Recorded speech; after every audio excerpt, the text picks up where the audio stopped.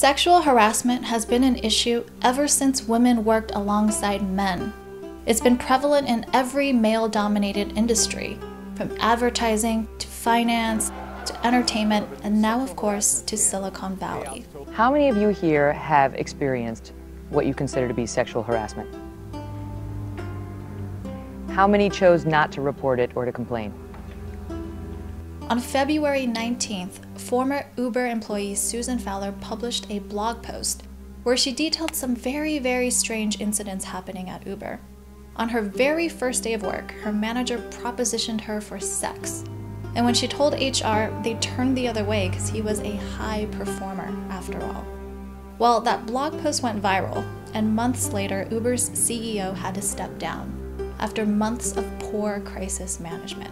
Then on June 22nd, The Information published an exclusive detailing 6 women who stepped forward claiming that they received unwanted sexual advances from a venture capitalist. What followed were more women, more public allegations, more public apologies, and more resignations. You know, for me and other reporters, my inbox is full right now of allegations against male venture capitalists. Every single woman I know in Silicon Valley had a story. He kept coming at me again, and he said something like, just this one time, just, you know, can we just do it one time? Many praise these courageous women for stepping forward to publicly share their stories. But others wonder if this is just baseless slander and theater performance that's spreading like a contagious virus. They wonder how prevalent the issue really is. By and large, I think it's a reality because it's perceived as a reality, and perception's more important than reality. And in Silicon Valley, people love to fix problems. So they've suggested a decency pledge, they put on anti-bias trainings, they form watchdog roles, and they get on their Twitter soapboxes. But sexual harassment is a problem of social behavior and perception. So if you're serious about solving this particular problem, you have to understand the underlying social forces at play. And first of all, as technologically advanced as Silicon Valley might be, it is starved of social intelligence. What is bro culture? It's exactly what it sounds like. It sounds like a fraternity. It sounds like, you know, idiotic juvenile behavior, and that's all part of it. We're just boys having fun and being toxic at the same time. Now, every industry is going to have people with psychopathic, narcissistic, and other antisocial tendencies, especially at the top. And there's a psychologist named Robert Hare who came up with the Hare psychopathy checklist, and he identified some common traits. Psychopath doesn't accept responsibility for his or her own behavior. Remember, the psychopath is really a predator, very manipulative, impulsive, but in a fairly controlled sense, lacks empathy. Now, these skills can really help someone rise the ranks, because if you can ignore people's emotions when convenient, and meanwhile charm people's socks off when necessary, then you can very quickly manipulate your way up the ladder. But those very same skills can often lead to risky predatory behaviors. And that's why many high-powered executives misbehave. Grab him by the pussy. Only Rosie O'Donnell. And then there's this other category of socially anxious nerds. And Silicon Valley has no shortage of them. Yeah, they were very nice. They had a lot of hoodies. Somebody actually came up to me and said, hey, if you ever want to see a spaceship, here's my card, which has never happened to me before. Are you in favor of more women in tech? Yeah, I mean, I like women, right? These are the people that grew up preferring to play with things rather than people, so they don't quite pick up on social cues very well. And they might mistaken the polite attention from a female subordinate as romantic or sexual interest. And then there's the creativity problem. Startups are, by definition, creating something new that did not exist before. And many of them aren't even profitable, so they're functioning in these highly competitive sink or swim environments.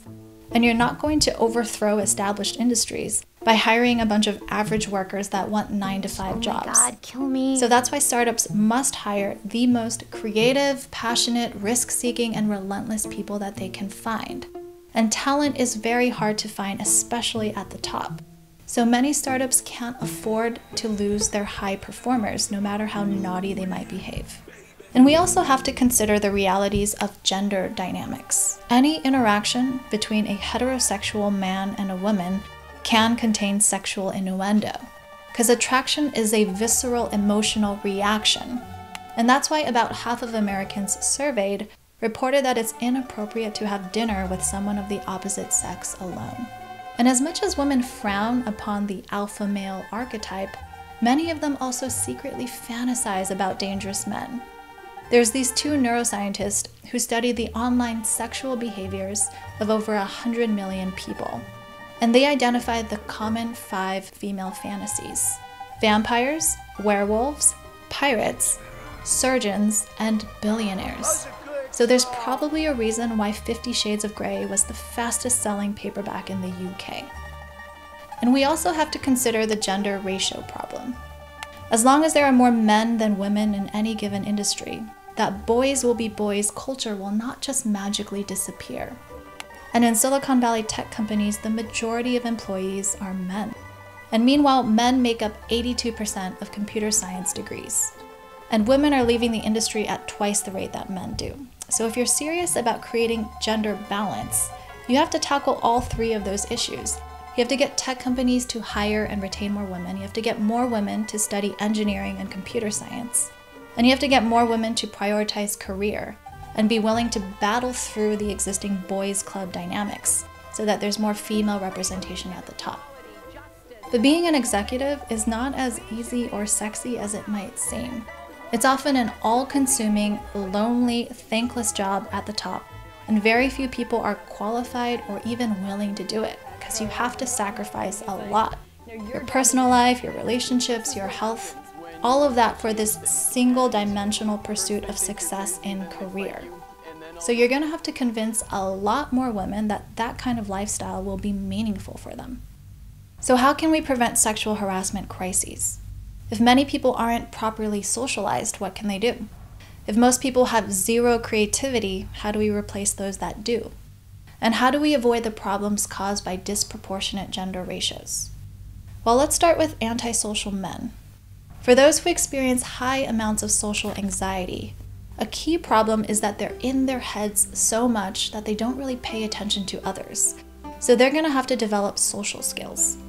And often boundaries are not explicitly stated but inferred. So you have to learn how to read people beyond just the words that are spoken. It's just like learning any skill. You have to see it modeled, you have to practice it, and you have to get immediate feedback and do that over and over again.